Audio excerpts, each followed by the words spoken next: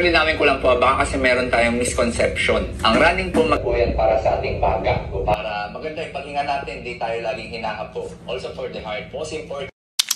The expert has this advice to students eating junk food and drinking soft drinks during recess.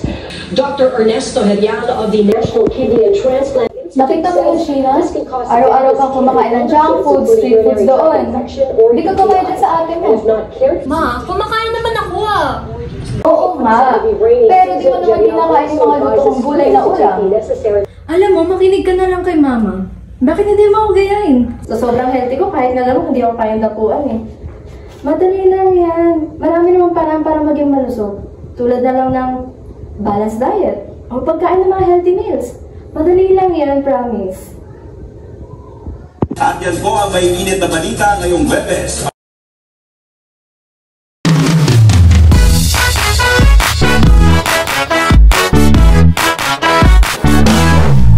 Saan nagmumula sila lakas at pilasang dinilipas sa tamang lain na iyong dala, araw-araw sisigla.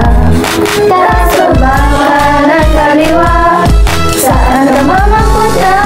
Location ng iyong dala, mas sumisigla ako. Nutritious to, mas sumisigla ako. Nutritious to.